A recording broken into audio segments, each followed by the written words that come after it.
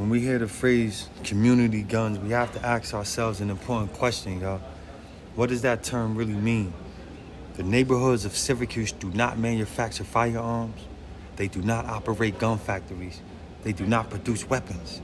Every firearm used in an act of violence was manufactured somewhere else, sold somewhere else, and entered circulation through a chain of possession. Many firearms recovered in crimes were originally purchased legally before later being stolen, trafficked, privately transferred, or passed from one person to another over many years. Some have remained in circulation across generations. While every firearm has its own history, reducing today's violence to the idea that the inner city simply creates the problem ignores the complex pathways through which illegal firearms move. Law enforcement agencies have repeatedly documented that crime guns often have long and varied histories before they are recovered. That is why placing all the blame on one neighborhood or one generation fails to address the full picture. Here in Syracuse, our city continues to search for solutions to gun violence. We have seen investment in violence intervention, outreach workers, credible messengers, and community partnerships because leaders recognize that enforcement alone cannot solve the problem. The city's own community violence intervention strategy acknowledges that long-term reductions in violence require conflict mediation, trauma-informed services, education, and economic opportunity alongside policing.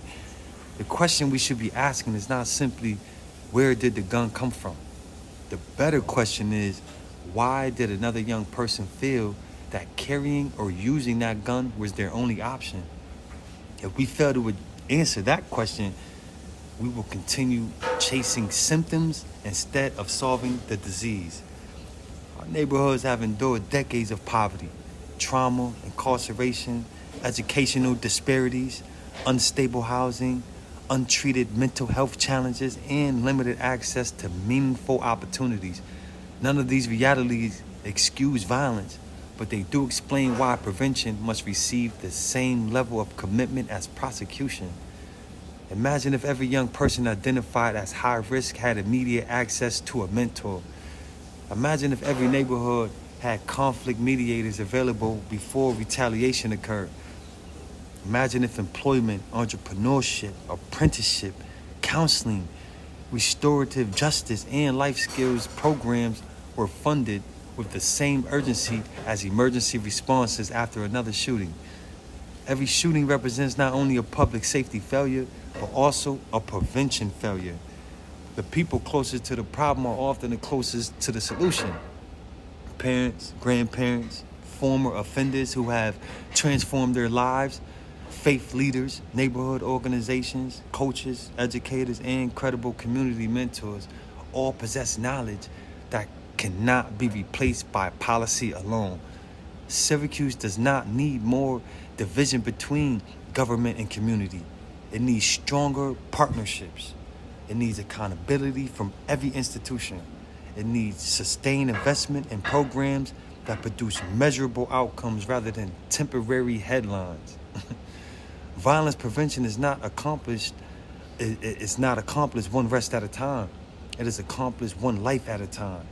If we truly want fewer shootings, then we must invest in the conditions that make shootings less likely to occur in the first place.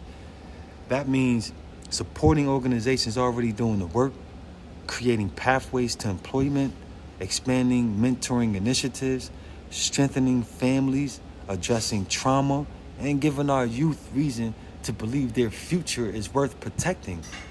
The goal should never be to win an argument about where the gun came from. The goal is to ensure fewer young people ever feel compelled to pick one up. That is how we build a safer Syracuse. That is how we honor every life already lost. And that is how we create a future where our children inherit opportunity instead of violence.